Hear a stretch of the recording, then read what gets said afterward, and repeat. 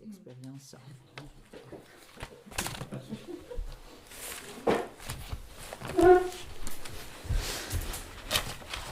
Pourquoi s'embarquer dans une lecture du livre de l'Exode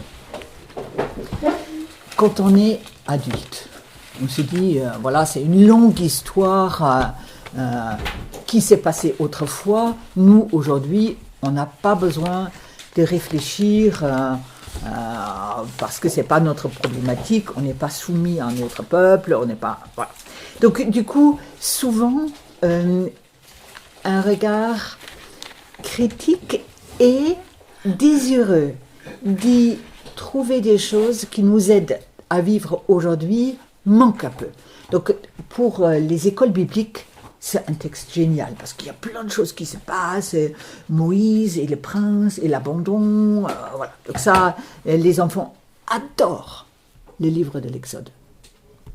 Mais pour les adultes, j'ai vu rarement des gens passionnés par une lecture qui viendrait nous habiter aujourd'hui, qui viendrait dans la précision des textes qui se suivent, quelque chose qui pourrait stimuler notre manière d'être au monde et d'être attentif aux questions qui se posent en nous et à l'intérieur, enfin pour notre monde. Donc il y a un double aspect.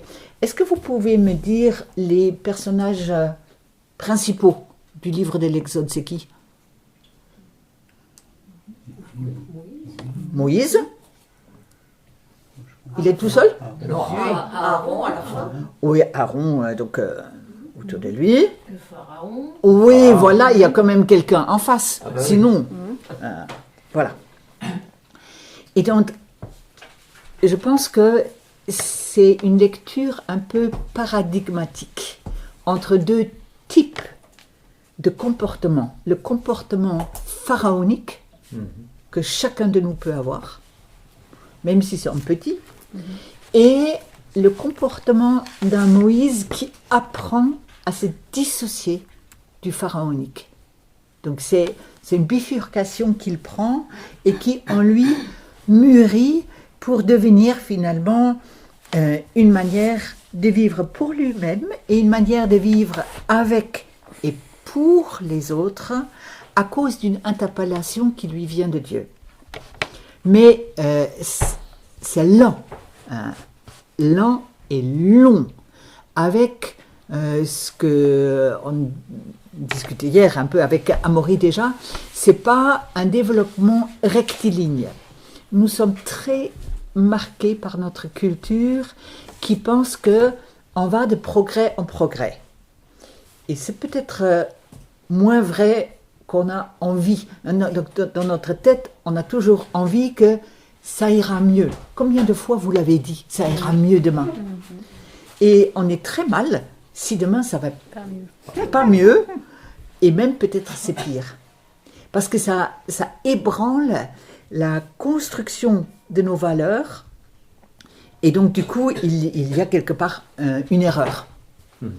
Et on espère de pouvoir l'oublier pour soi, et on espère surtout que ceux à qui on s'adresse oublient qu'il y a un petit truc là qui va pas bien. Et le livre de l'Exode est là pour nous dire, c'est pas sous cette forme-là que la vie réelle se passe vraiment.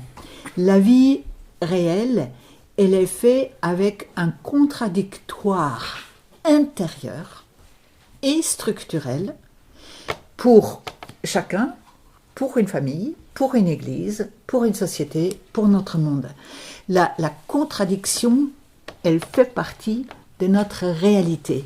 Et ne pas vouloir en tenir compte pour soi et avec les autres, c'est construire un monde qui n'est certainement pas celui du Dieu de la Bible, ni du Christ. Si le Christ meurt, c'est parce que nous sommes contradictoires. C'est pas parce que ça a été dicté par le haut, c'est pas vrai. Donc ceux qui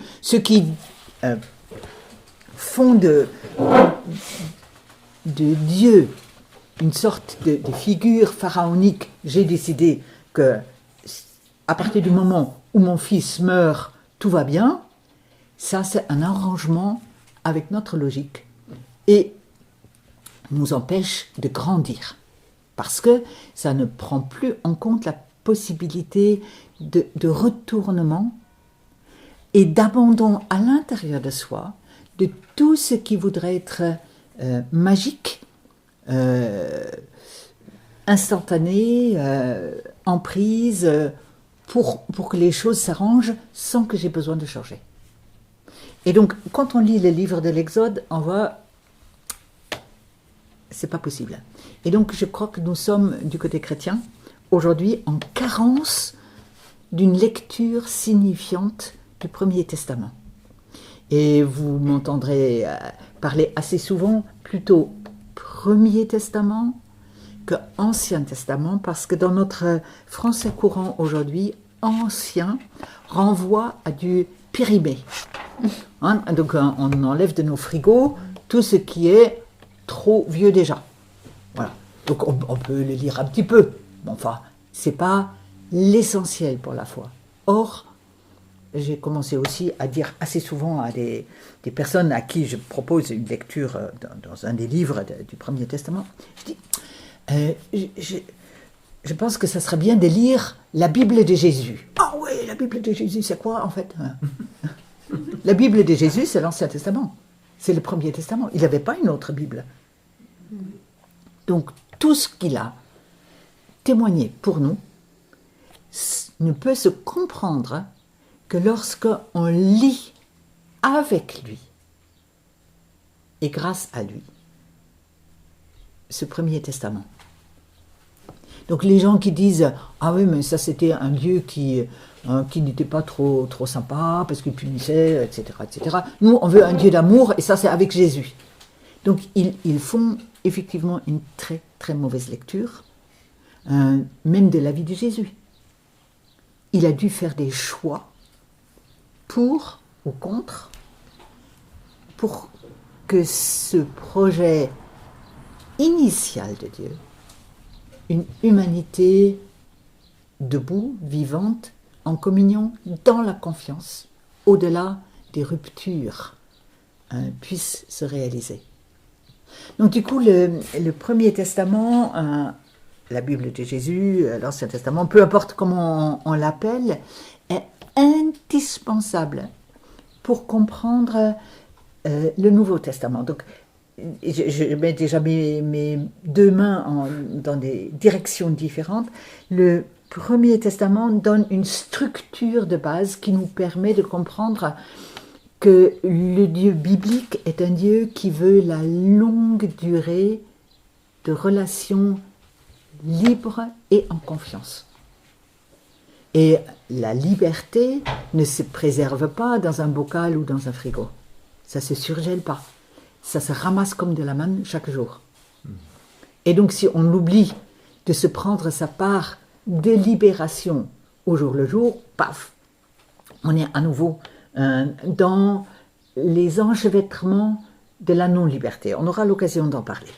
Donc la structure de base du Premier Testament, c'est de nous situer dans les conditions du temps et de l'espace pour la longue durée de la confiance et de la liberté. Et le Nouveau Testament prend appui là-dessus parce que ce que le Premier Testament ne fait pas, parler de la question de la mort telle que nous avons été rendus capables grâce à la mort physique de Jésus infligée et la résurrection. Donc Jésus est fils de son peuple et donc ça, en hébreu on dit il est fils de l'alliance, il est fils de la première alliance. Et comme il dit, je vais pas la balancer, je vais l'accomplir. C'est tout à fait autre chose. Donc je vais la remplir. Pour nous, peut-être le mot remplir est plus significatif parce qu'accomplir, là aussi on a dit, voilà, donc il faut encore, tu corriges ta copie, après c'est bon, on passe à autre chose. Non, on ne passe pas à autre chose. on remplit cette capacité-là, ce désir-là, mais on se tient face, et je disais, ce double aspect de la mort, qui est une réalité physique à laquelle on ne peut rien changer, elle fait partie, mais c'est aussi une réalité spirituelle, parce qu'elle dit l'interruption relationnelle avec le Dieu qui nous appelle à la vie. Et donc, du coup, il y a un traitement pour faire tout ça. Mais on va d'abord rentrer dans l'Exode, et au fur et à mesure qu'on lira, j'indiquerai un peu les choses, mais c'est juste pour vous dire, je fais une lecture chrétienne de ces livres-là. Hein, donc, nos collègues théologiens juifs vont faire une autre lecture, ça c'est sûr. Mais entendre un peu comment eux ils lisent, c'est très intéressant. Hein, et de se laisser inspirer aussi par la minutie avec laquelle eux ils étudient les textes du Premier Testament. Donc du coup, c'est important de retrouver là aussi une lecture où, pour les chrétiens, où on n'ignore pas la lecture qu'en font ceux qui restent avec la Bible de Jésus et qui n'ont pas rajouté comme manière de se situer ce que nous appelons le Nouveau Testament. Ça vous va jusque-là en introduction?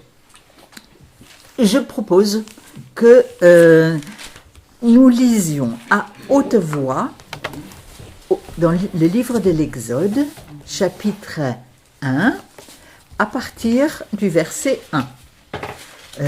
Et on lit pour ce matin peut-être simplement jusqu'au verset 14. Donc si quelqu'un peut lire à haute voix selon sa traduction, et vous suivrez dans la vôtre. D'avoir plusieurs traductions, c'est toujours très riche et nous permet d'avancer. Donc, qui va se lancer? Je veux bien. Ouais. Donc, le titre, c'est Dieu fait sortir Israël d'Égypte. Les Israélites esclaves en Égypte. Voici les noms des fils de Jacob, ou fils d'Israël, qui vinrent en Égypte avec leur père. Ruben, Siméon, Lévi, Juda, Issachar, Zabulon, Benjamin, Dan, Nephtali, Gad et Aser. Chacun était accompagné de sa famille.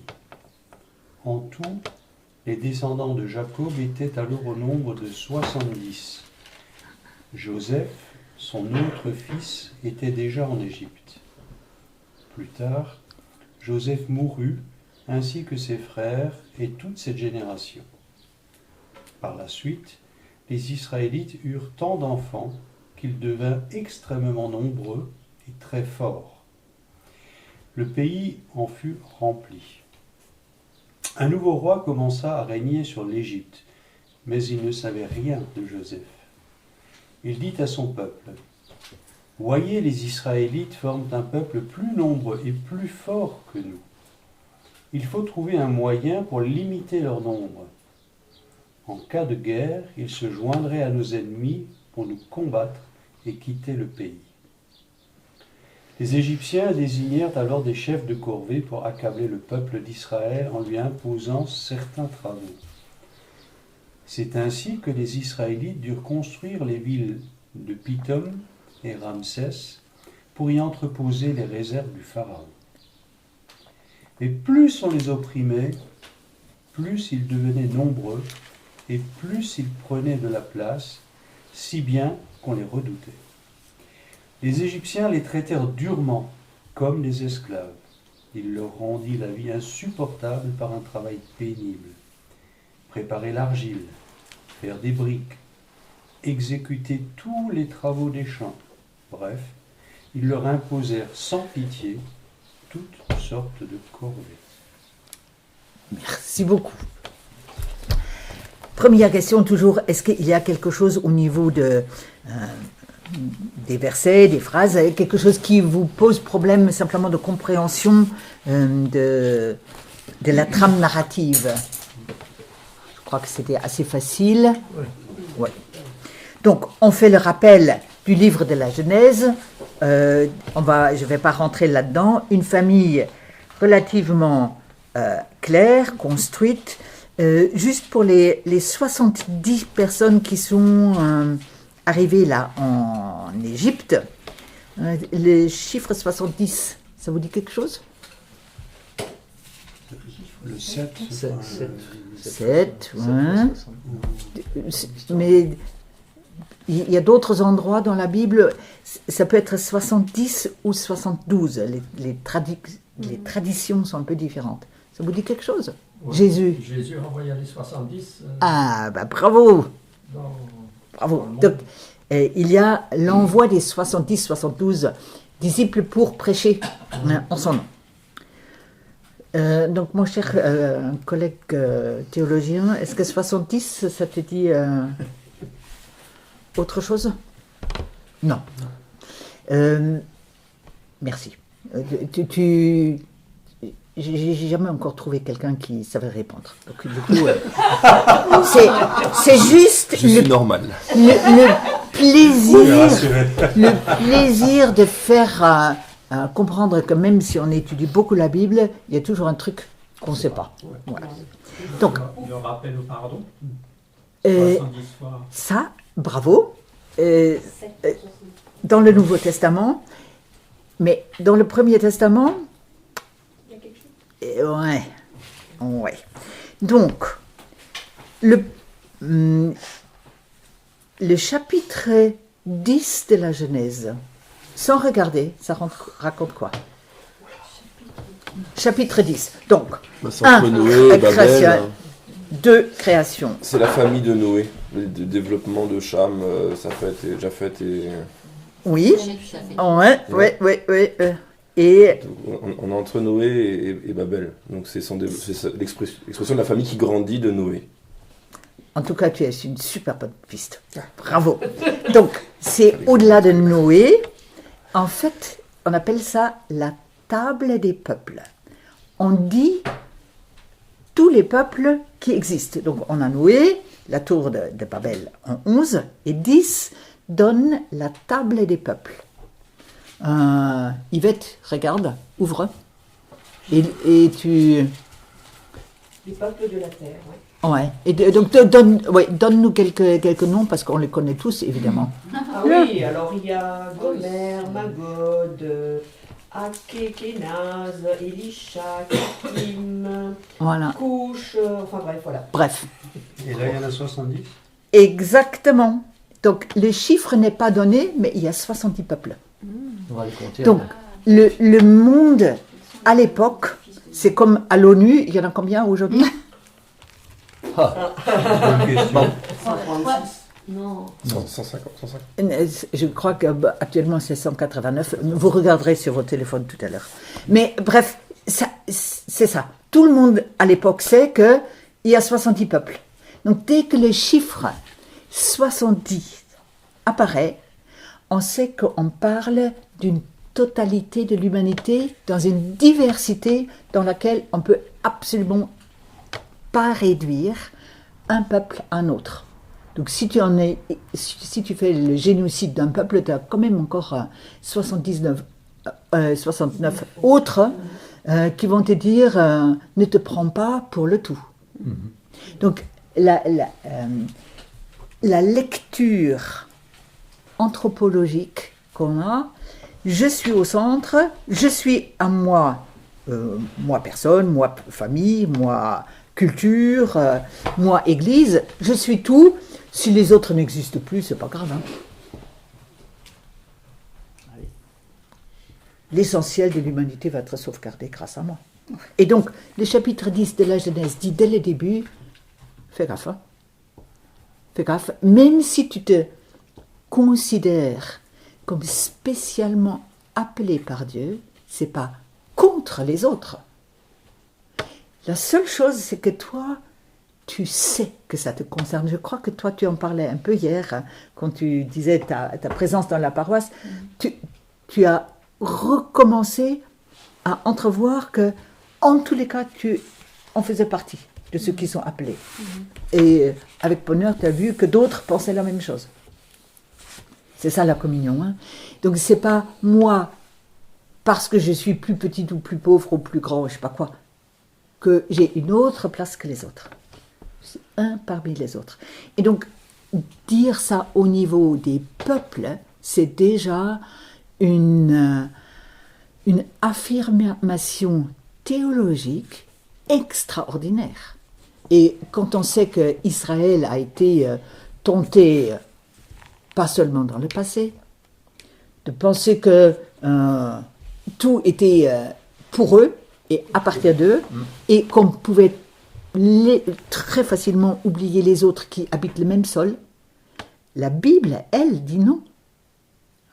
Et donc, j'ai rencontré il y a 2 ans, au dernier voyage en Israël, qui était possible juste avant le Covid, un regroupement de rabbins et de rabbines qui s'inscrivent dans cette lecture-là.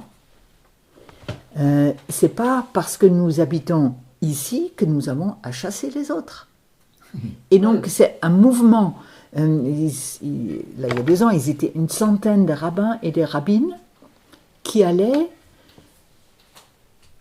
pendant les récoltes des Palestiniens sur les terres des Palestiniens pour les aider à faire les récoltes et les protéger des colons juifs qui venaient par ailleurs leur piquer leurs affaires. En disant, c'est notre terre, Dieu nous l'a donnée. Donc c'est juste pour vous dire les lectures qu'on s'autorise de faire en ignorant l'ensemble des textes, c'est très grave. C'est très très grave. Et donc, nous sommes les premiers, du côté protestant, je pense, à nous réapproprier une lecture un peu plus holistique, qui tient compte d'un ensemble, et pas simplement un verset par un verset, ou petit passage par petit passage, parce que pour le moment, ça me parle. C'est bien si ça te parle. Et il y a aussi ça qui est nécessaire. Mais n'oublie pas que c'est une écriture qui doit pouvoir fournir des critères pour une humanité. Et Dieu qui veut une humanité réconciliée, et pas simplement quelques-uns. Donc tu parles de l'intégration des peuples parmi les peuples. Oui. Et donc du problème actuel, immigrés, etc. Tout à fait, tout à fait. Donc ça, c'est une lecture immédiatement sur ce que nous sommes aujourd'hui. Hein. Et donc c'est ça, vous comprenez bien pourquoi je ne veux pas simplement laisser ce mot 70 comme un chiffre d'information. C'est un chiffre théologique et qui se réfère à ces premiers chapitres qui disent qu'il n'y a aucun peuple, c'est ça ce qui est important, aucun peuple et aucune culture sur notre terre qui ne serait pas voulu et voulu par Dieu ou créé par Dieu. Dans toutes les cultures, il y a des trucs où on ne peut pas affirmer comme ça que Dieu les a voulus. Hein, donc, c'est pas ça ce que je veux dire. Hein. Mais il y a un oui fondamental, une bénédiction fondamentale sur cette très, très grande disparité qui est en tension, qui est en guerre. Donc là où j'étais ces jours-ci chez les cisterciens, 2 fois par jour, leur prière d'intercession nomme toujours les Ukrainiens et les Russes. Voilà. Il ne s'agit pas devant Dieu de choisir les uns contre les autres. Voilà. Donc, le 70 comme un indicateur, nous rentrons dans une lecture où il ne s'agit pas d'éliminer un groupe par rapport à un autre groupe. Ça, c'est le projet pour le peuple de Dieu, en tout cas.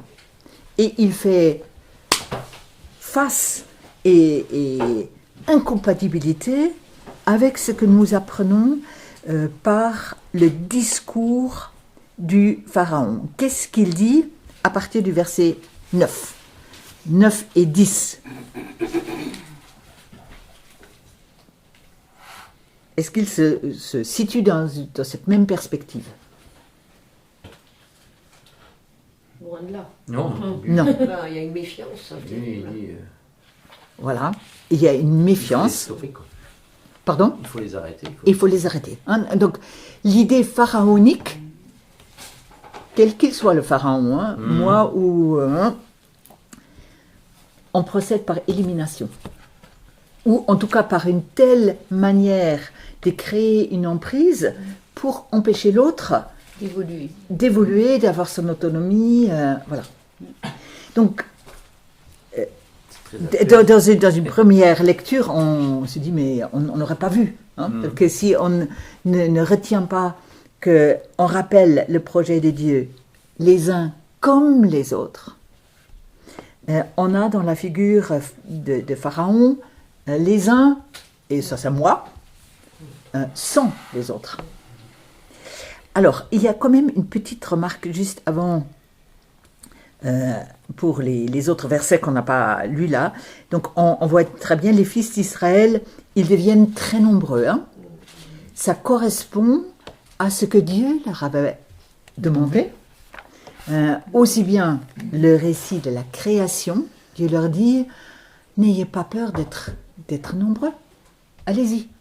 Allez-y. Et ça dans un monde où la distance avec la nature doit être créée encore. Hein. Donc, est-ce qu'on va avoir assez à manger? Est-ce qu'on va pouvoir trouver un lit pour tout le monde? Donc, il y a parfois des peurs qui apparaissent qui apparaissaient autrefois et qui apparaissent aujourd'hui. Hein, et qui sont très intéressantes. Donc, ce n'est pas parce que tu ne vois pas quelle est la solution pour ces questions de la famine dans le monde que tu dois arrêter de manger. Ou c'est parce que tu ne vois pas encore très bien comment on va se structurer qu'il faille nécessairement limiter à tel ou tel. Donc, vous avez reçu de la capacité, de la créativité, d'ingéniosité dans tous les domaines, agricole, ingénierie, je ne sais pas quoi. Donc, utilisez le tout de votre cerveau et pas simplement vos peurs. C'est ça. Pas seulement vos peurs pour prendre des décisions. Si après, dans la confiance, vous prenez la même décision, c'est bon. C'est solide. Mais la peur, ça t'enfonce inévitablement dans un marasme qui, quand il pollue, devient épouvantable pour tout le monde. Donc, ils rentrent dans le projet de Dieu. C'est ça. Alors qu'ils sont à l'étranger. Donc ça, c'est important de dire. Hein. Donc, on ne perd pas le courage, notamment quand on sait que beaucoup de ces textes ont des traces des auteurs qui ont connu la déportation. Donc, c'est pas une écriture linéaire, tout ça, vous le savez plus que... Mais alors, le verset 8. Est-ce que... Donc, toi, tu as la traduction Bible français courant. Ouais. Est-ce que quelqu'un a une autre traduction et dit autre chose? Donc, relis-nous comment ça se dit dans ta traduction à toi, le verset 8. Un nouveau roi commença à régner sur l'Égypte, mais il ne savait rien de Joseph. Voilà, donc ça c'est ta traduction. Est-ce que quelqu'un a une autre? Moi j'en ai une autre. Il s'éleva sur l'Égypte un nouveau roi qui n'avait point connu Joseph. Merci. La même chose. Même chose. Bible du Semeur. Un nouveau roi vint au pouvoir en Égypte. Il ne connaissait pas Joseph. Voilà. Donc vous entendez déjà quelque chose qui a une double épaisseur. Il n'a pas connu personnellement, mais surtout, il n'a pas reconnu ce que Joseph, en tant qu'étranger, a apporté à Israël. Donc, il se lève et il fait table rase du passé. Et ça, c'est... je ne sais pas si... pour les pasteurs de l'UEPAL, on dit la même chose qu'on dit pour les pasteurs de l'Église protestante unie, mais on sait très bien, dès qu'on arrive dans un nouveau poste, le pasteur dit ceux qui étaient là avant moi, c'était des nuls, et ceux qui me suivront, Ils ne savent pas faire. Voilà. Donc, il y a une manière de se positionner dans la non-reconnaissance de ce qui s'est vécu dans la fidélité à l'Évangile.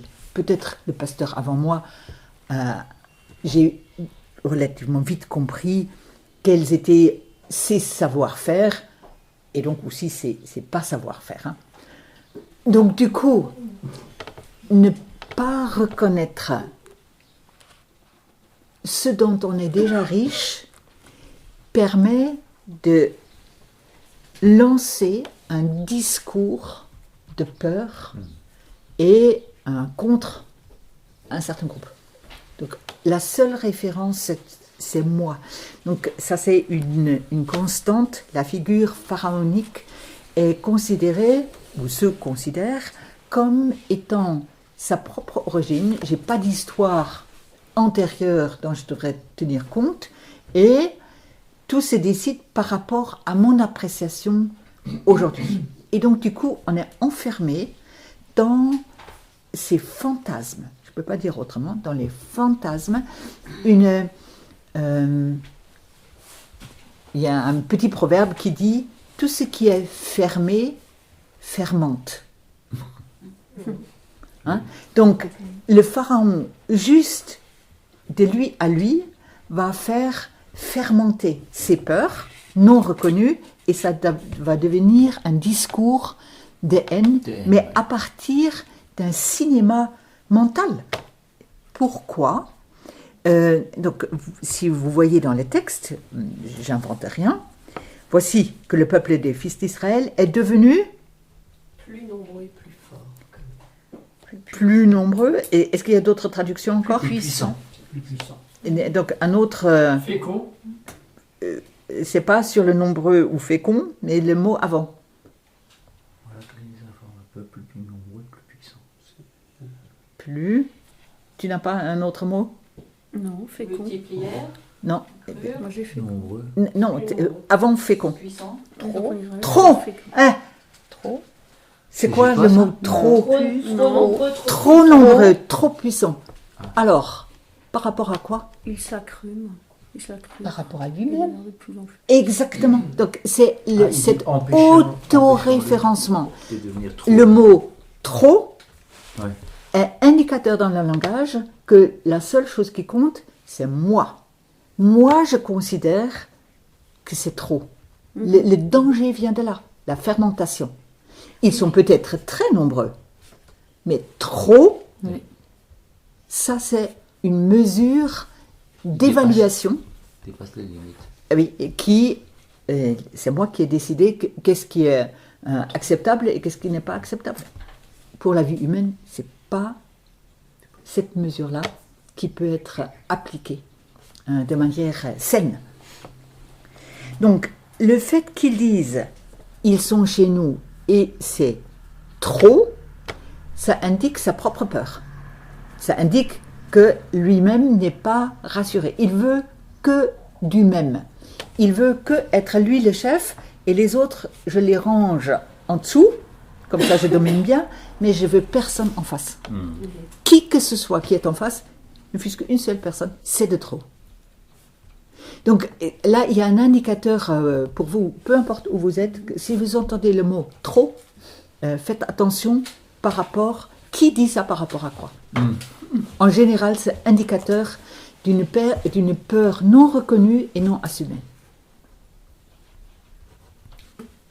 Voilà, donc ce pharaon est une figure qui donne le droit à la vie ou à la mort. Donc là, il décide que c'est trop. Et donc, qu'est-ce qu'il dit après ? Il faut trouver un moyen pour limiter leur nombre. Oui, parce que Parce qu'en cas de guerre, ils se joindraient à nos ennemis pour nous combattre et quitter le pays. qui dit ça, qu'ils vont se joindre en cas de guerre ? Ça fait 300 ans qu'ils sont là. Il n'y a que ça. C'est sa Lui-même, peur. quoi. C'est lui qui le... Voilà. Il Hein. anticipe. Donc, C'est son fantasme. il anticipe, non, il fantasme. Un fantasme. Donc, il prétend anticiper, mais il imagine quelque chose sur cette population. Si aujourd'hui, en France, on disait que toutes les personnes qui sont arrivées il y a moins de 400 ans sont un danger pour la France, je pense qu'on ne pourrait pas se faire élire. Même pas pour les législatives. Hein. Donc c'est les discours qui indiquent qu'on est prêt à briser une unité de population, parce qu'on travaille ensemble, au profit d'un nous imaginaire. Et donc, c'était ça la dernière notion, là, dans le verset 9, trop puissant pour nous. Il crée, avec son discours, une distinction entre nous et eux. Tout discours politique qui fonctionne comme ça est en soi un danger pour un pays. Mais il ne les avait pas assimilés en tant qu'Égyptiens, alors il les considérait toujours en tant qu'étrangers. Oui, mais il y a beaucoup de pays dans notre monde, donc les Français à l'étranger, ils se considèrent tous comme des étrangers et pas comme des Sénégalais ou comme des Cambodgiens. Donc, même s'ils sont là depuis plusieurs générations. Donc, du coup, la politique d'assimilation, d'intégration qu'on a sur le sol français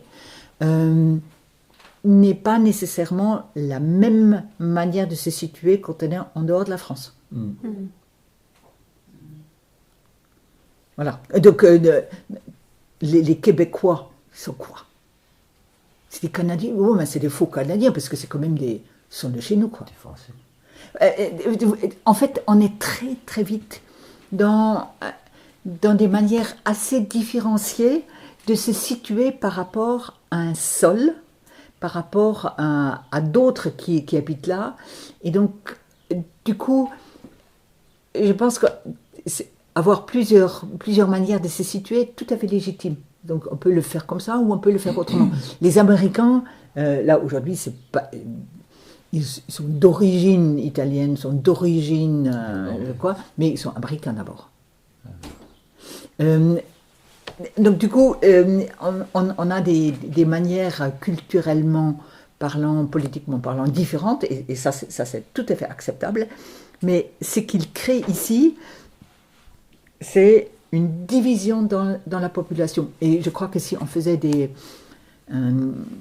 études un peu linguistiques sur les différents discours autour des les dernières élections, on trouve exactement la même manière de parler. Et donc, mes amis sont ceux qui sont autour de moi, comme moi, qui tiennent le piédestal, et tous les autres, c'est des nuls. Donc, même s'ils continuent à vivre ici, voilà. Donc, c'est sous-jacent à beaucoup de problématiques entre groupes humains. Et donc, cette attention, je parlais ces jours-ci avec quelqu'un qui travaille en paroisse, et il dit, je suis arrivé dans une paroisse où c'est la difficulté que ceux qui sont là de longue date ne veulent pas accueillir ceux qui sont arrivés, mais ceux qui sont arrivés ne veulent pas s'intégrer à ceux qui sont là. Donc c'est une double exclusion dans laquelle ce nous et eux fonctionnent à fond. Et je suis sûre que dans un certain nombre d'entreprises, c'est la même chose. Donc on a des stratifications et qui se repèrent à travers qui est assimilé dans le nous et qui c'est les eux ou les vous.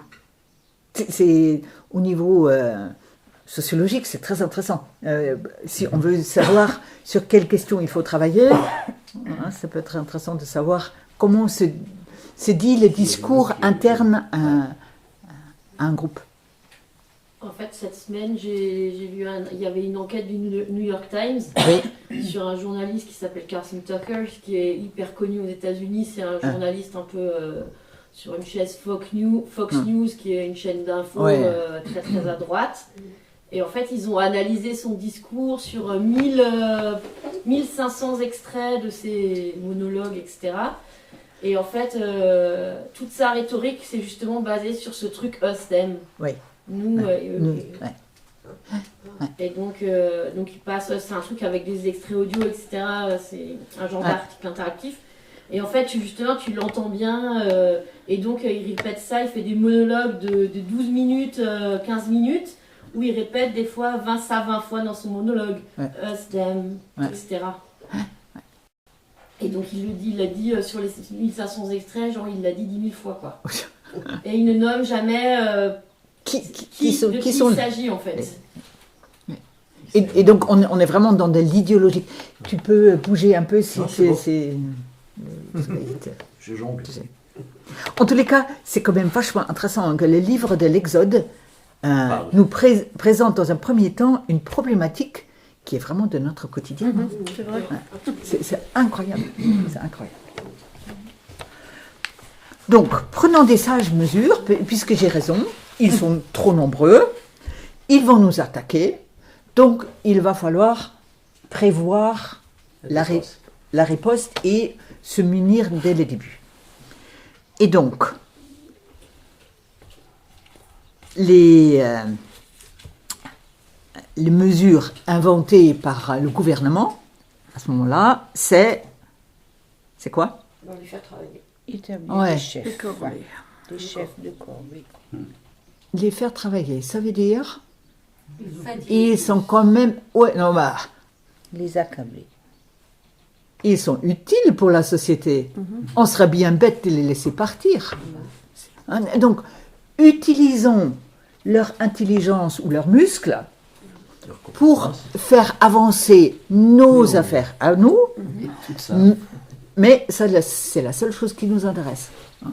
Et je crains que la problématique, on la touche au doigt à chaque fois qu'on ouvre un journal aujourd'hui. Donc, l'utilité d'un autre, d'accord, mais pas le respect de sa dignité et de sa vie en tant que telle, pour un bien-être où lui-même est acteur de ses propres décisions. Donc ça, on laisse de côté, mais l'esclavage est justement pouvoir profiter des apports qui nous viennent de l'autre sans le tenir pour une personne autonome, digne, respectable et respectée. Voilà, donc les chefs de corvée, c'est surtout ça, pour le réduire par des travaux forcés. Et donc, on a ces deux grandes villes qu'on connaît tout à fait par ailleurs dans l'histoire. Donc, dans les récits bibliques, on a un traitement des faits historiques, mais sous aspect et intérêt théologique et spirituel. Donc, l'expérience de groupes qui viennent faire les travaux en Égypte, c'est attesté par ailleurs. Et ici, on nous dit quels ont pu être des intérêts de ce qui nous concerne tous, de vouloir profiter de la présence d'un autre, mais en réduisant mon regard sur lui uniquement à l'aspect utilitaire.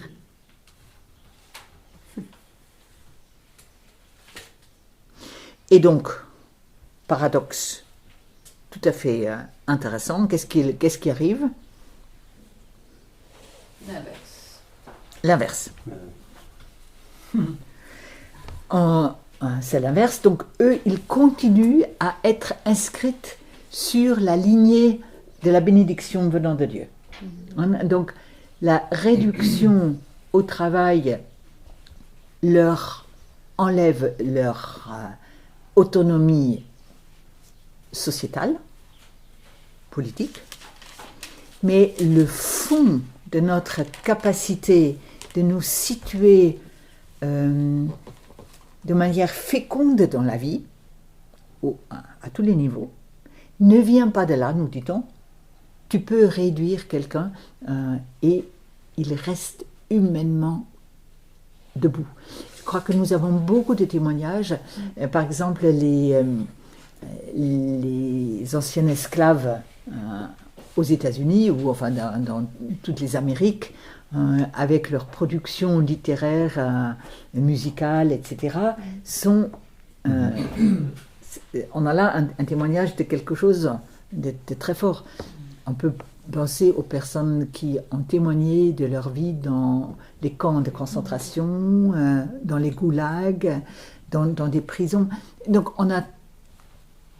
je pense, l'histoire est riche pour nous dire que la mainmise humaine peut ne pas tout atteindre et éteindre dans la vie de quelqu'un. C'est pas automatique et c'est pas vrai pour tout le monde. Je pense que c'est important de bien être prudent, parce que sinon ça justifierait encore des mauvais coups, des mauvais traitements. Mais ce qu'on nous dit ici, ce qui nous est donné de par Dieu ne peut pas être enlevé par des humains. On peut encore se savoir enfant de Dieu et donc en témoigner dans sa vie par ailleurs, parce qu'on reste fécond, que ce soit sous la forme des naissances dont on parlait ici, ou que ce soit dans la création artistique, quelles que soient les expressions après, hein, je crois mais donc du coup on a une forme de résistance. Dieu n'est pas nécessairement avec le plus fort, dans ce que met en place le plus fort, heureusement. Mais donc quand on pense à quelqu'un comme le patriarche Kirill, je suis pas sûr qu'il ait lu ce passage. Hein. J'allais dire, oui, c'est sûr. Voilà. Et donc, étant donné mon histoire allemande, donc vous connaissez bien en Alsace aussi cette histoire des ceux qui s'appelaient les chrétiens allemands. Donc, malheureusement, le christianisme n'est pas sans mauvais exemple, enfin sans exemple dans ce sens-là. Donc, je trouve que ça aide beaucoup de savoir que ces dérapages peuvent m'arriver à moi et à nous aujourd'hui. Voilà.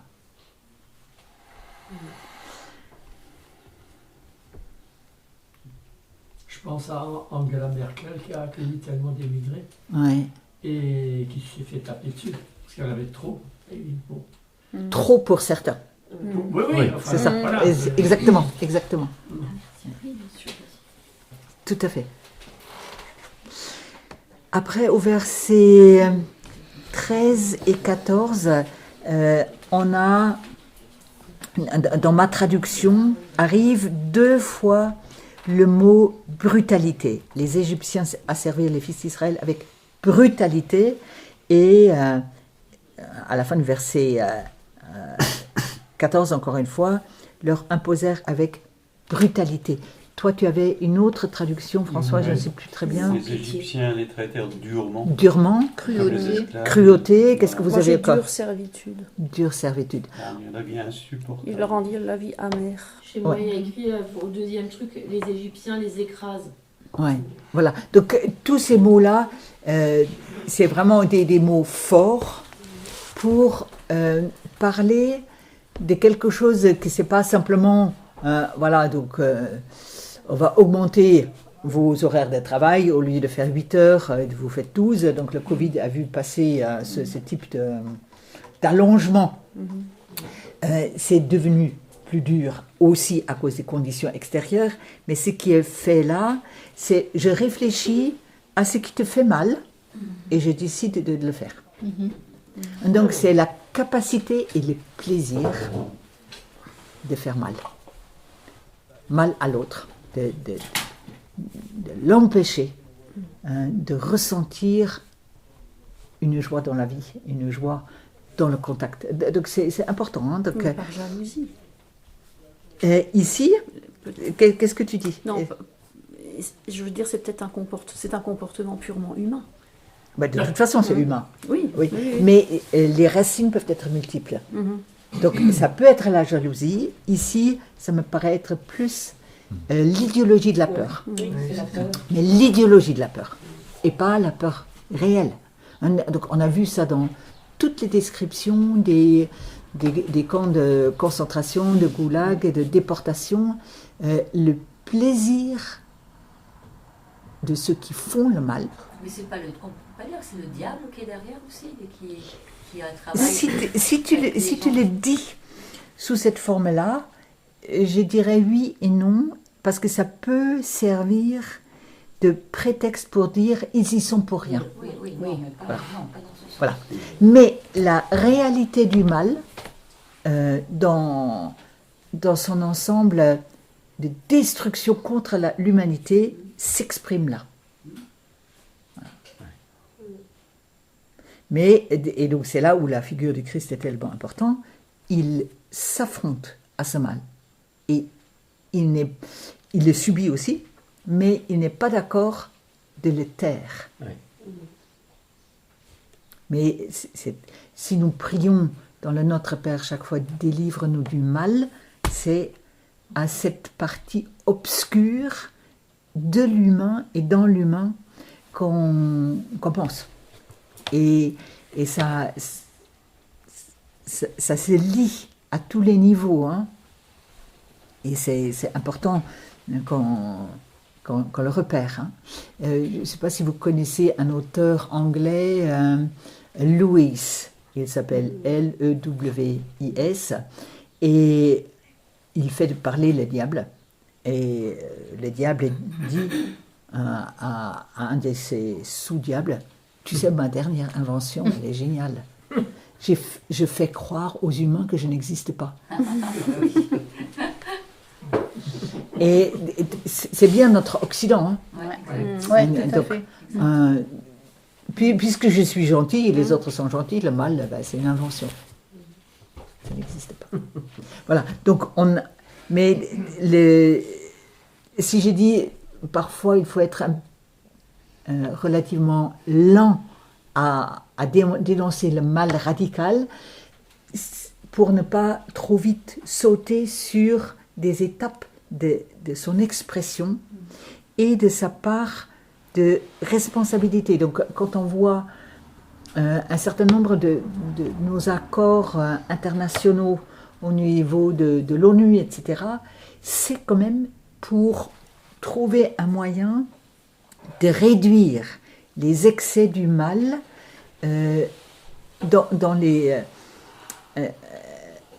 termes acceptés et acceptables pour un monde où la racine religieuse est différente des uns des autres. Hein. Donc l'ONU, avec son apparition après la Deuxième Guerre mondiale, le Conseil des Églises, dans la même mouvance, c'est chaque fois pour se dire vraiment, on n'en veut plus.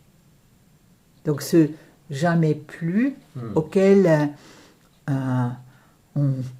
on aspire tellement doit trouver une structuration entre groupes humains et peuples. Et c'est une manière de vouloir réduire, si possible, les influences du mal, mais ça ne l'enlève pas. Voilà. Donc c'est en ce sens-là, je suis tout à fait d'accord. Les lieux de manifestation dans l'histoire des humains va toujours être nécessaire.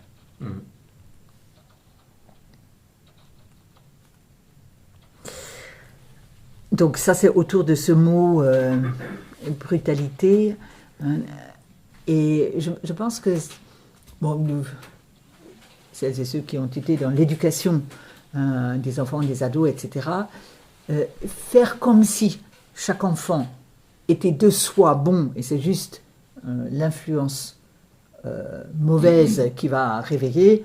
Donc c'était l'idéologie communiste, hein, a largement montré son insuffisance pour faire face à la vie en société. Hein. Donc à partir du moment où il y a une conscience de soi qui s'éveille, donc normalement à partir de 2 ans, on est capable de choisir entre bien faire ou mal faire. Il y a des accidents, il y a des méprises, tout ça, ça c'est possible. Mais le choix fondamental est possible.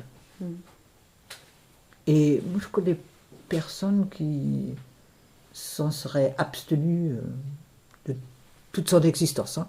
Que quand on pose une question comme ça dans un groupe d'enfants ou de jeunes, je dis, donc que celui qui n'a jamais encore fait exprès pour faire un peu de mal, qu'il se lève. Et donc évidemment tout le monde rigole. Parce qu'ils savent très bien ce qui se passe en eux, qu'ils en sont capables. Et c'est important dans la prise de conscience, la dimension spirituelle et religieuse de la vie n'enlève en rien cette capacité-là. On la traite peut-être un peu autrement. Mais elle reste. Mais elle n'est pas forcément dominante, cette caractéristique. Non. Donc on peut justement, on peut faire des choix. Par rapport aux enfants, enfin, je veux dire. Parce que ça veut dire qu'effectivement le mal est présent dans l'enfant, on va dire quasiment dès sa naissance. Quoi. C'est en tous les cas, c'est là où les anthropologies varient un peu. Il y en a qui disent l'enfant naît innocent, mais cette capacité au mal faire lui vient par un monde dans lequel il est entouré par des personnes qui tous ont déjà fait du mal. Et donc du coup, ça vient de là.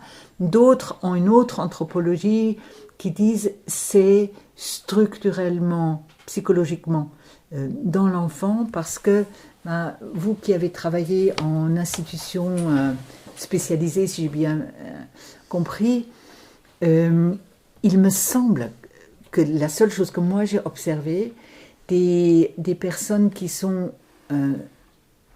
tellement handicapées qu'ils n'ont même pas de conscience d'eux-mêmes, là du coup on ne peut pas faire le mal. Il y a des maladresses, mais la possibilité du mal faire appartient comme conséquence du fait que j'ai conscience d'exister. Et donc, c'est en fait, on dit souvent, c'est une sorte de rupture de soi à soi, parce qu'on peut se voir soi-même, même si ce n'est pas nécessairement la vision la plus juste. Mais parce qu'il y a ce psychisme en nous qui est structuré comme ça, il y a cette possibilité. Donc du coup, ce qui me semble important avec ta remarque, c'est ne pas dramatiser le fait que chacun peut faire le mal, mais d'aider à ce qu'il y ait à la fois, on se donne des structures pour que ce soit le moins, porter le moins à conséquence contre qui que ce soit, et qu'on se donne la possibilité aussi de savoir que justement, pardonne-nous nos offenses. On les a vraiment. On a vraiment fait du mal ici ou là, et que le Dieu qui se révèle dans les récits bibliques est celui qui dit « t'as pas besoin de garder tout ça toute ta vie ». Donc tu peux recommencer avec quelque chose qui a été apaisé et qui peut éventuellement être une sorte de cicatrice. Dans tous les cas, c'est pas un poids comme comment est-ce que ça s'appelle, Sisyphe, ce bonhomme de la mythologie grecque. Vous voyez à quoi il est condamné? Donc il avait volé le feu ou je ne sais pas quoi. En tout cas, il est condamné à devoir monter une grosse pierre au sommet d'une colline, et chaque fois, quand il arrive pratiquement en haut, la pierre retombe et il doit recommencer. Comme enfant, je me suis toujours dit, pourquoi est-ce qu'il est si bête? Il pourrait laisser la pierre là en bas, il s'assied calmement sur sa colline. J'avais mal compris ce que c'est une mythologie. Mais donc, cette condamnation à porter éternellement le poids d'une faute, bibliquement parlant, n'est pas tenable. Donc du coup, il y a des manières de nous aider à accepter ce regard mélangé sur la réalité humaine. Hein. Donc on aurait tant envie de dire, une fois que l'adolescence est partie, c'est bon, on peut passer à autre chose. Probablement, ça va rester une possibilité en toi. Et de toute façon, tu choisis tout le temps, donc fais gaffe pour choisir dans la direction qui consolide encore cette bénédiction.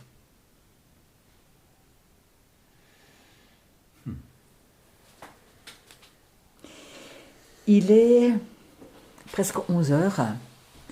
Peut-être je fais juste encore une petite remarque autour de l'amertume qui est mentionnée là, et après on va arrêter pour ce matin.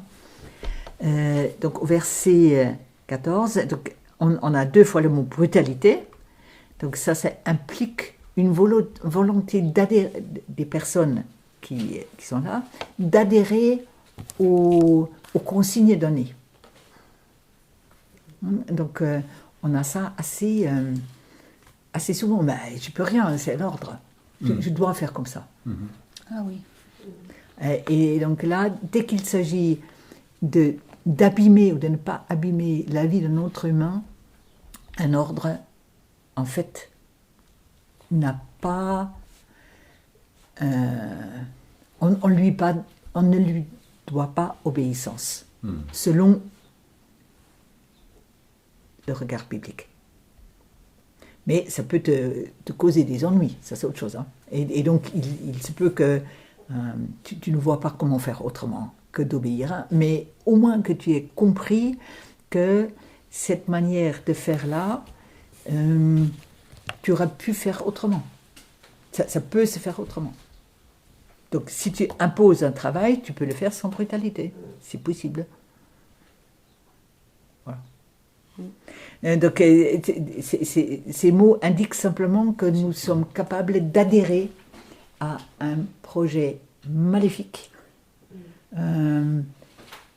en y mettant aussi de notre côté un plus. Voilà. Et donc, le mot « la vie amère », ça pourrait presque être une question pour vous pour la journée. Est-ce que tu peux juste relire le passage en oui, avec ta traduction parce que oui, vous l'avez pas. Pas du tout avec la mienne. Oui, c'est ça. Donc, vous me direz après. Donc, c'est le verset 14.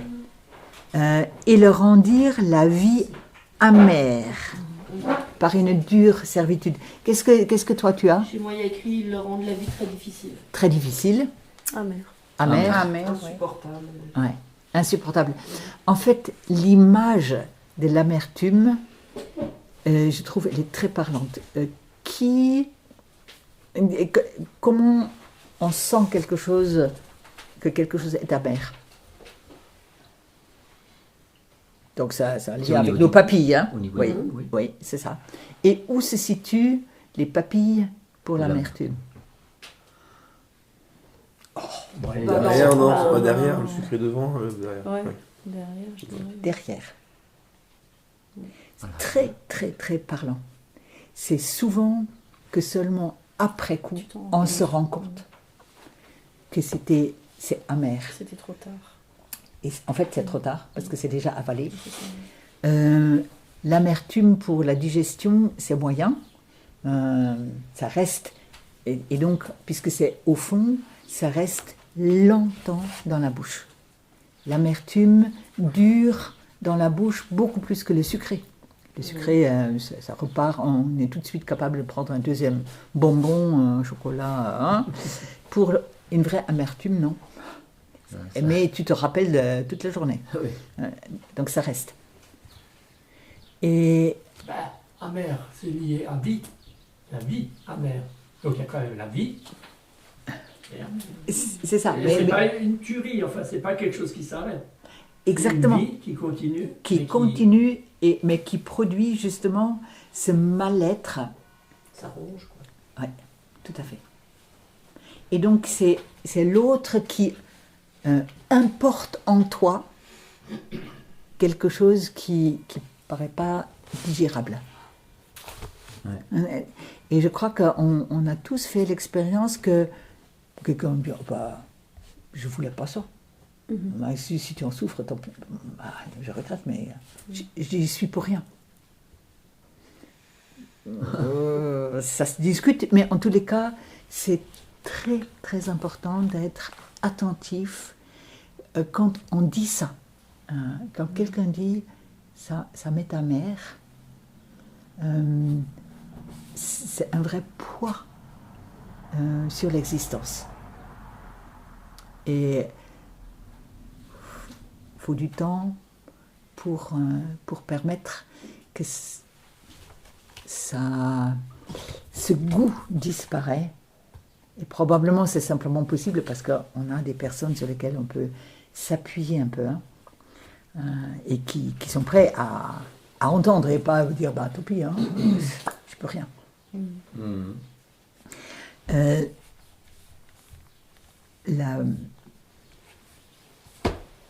La petite tâche pour aujourd'hui, pour vous, pourrait être celle de se dire mais est-ce qu'il y a des choses qui se sont passées dans ma vie qui étaient amères? Donc c'est très dur de se rappeler, justement parce que c'était amer, de s'en rappeler. Mais si je vous propose ça, c'est que la liturgie de la fête de Pâques, encore aujourd'hui chez les Juifs, comporte des herbes amères. Donc on doit pouvoir dire qu'est-ce qui, au cours de l'année dernière, l'année qui se termine, depuis la dernière Pâques, en fait avait ce goût d'amertume pour moi, pour pouvoir les laisser à Dieu, pour qu'il y ait passage.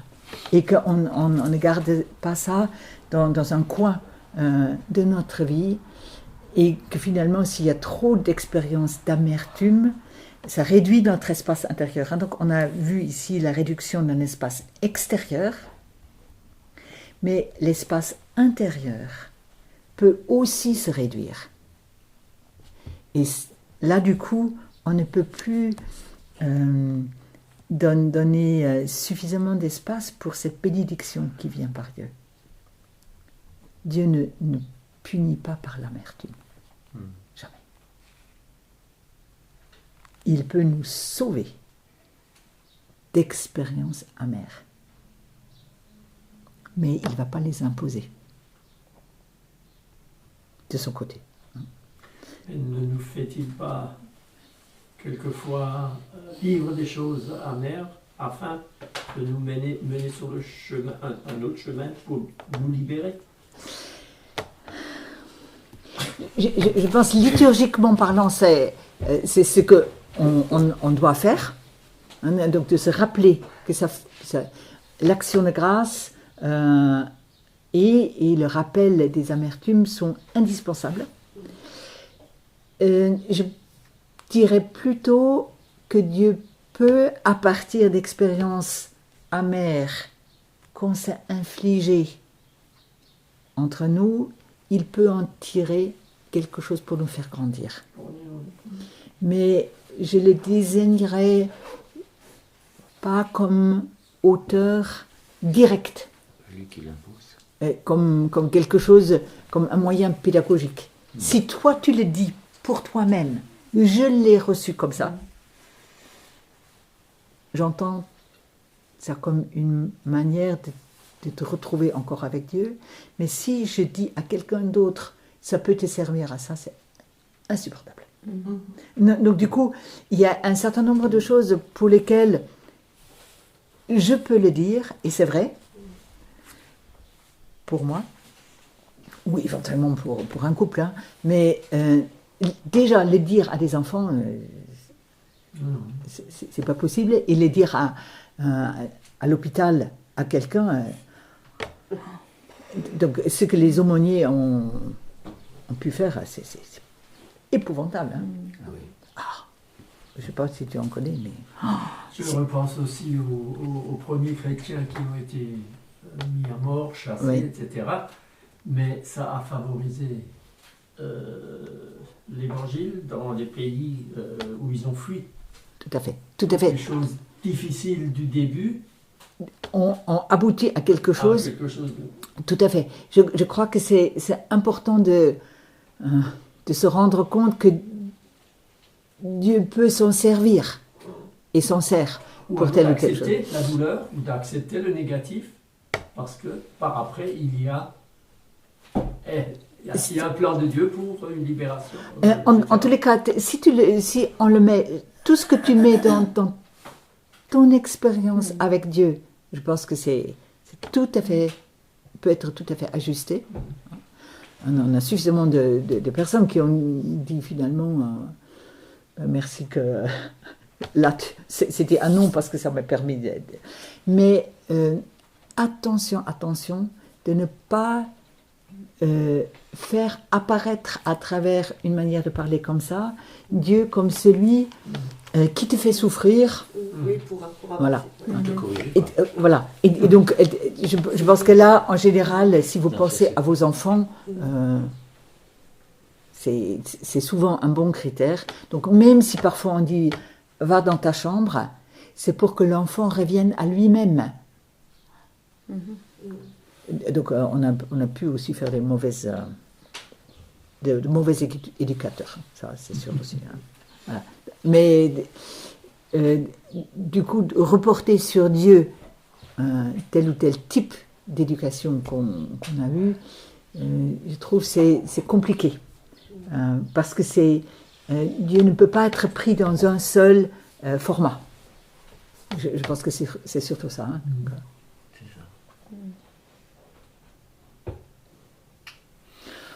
Bon, vous pouvez, évidemment, tout ce que j'ai dit, vous pouvez aussi penser à autre chose. Hein. Donc, ces discours qui disloquent des familles, qui disloquent parfois dans une ville, une municipalité, une église, une paroisse, il y a beaucoup de lieux où apparaît, parce qu'on ne reconnaît pas les bienfaits antérieurs, il y a cette fermeture qui provoque la fermentation de la peur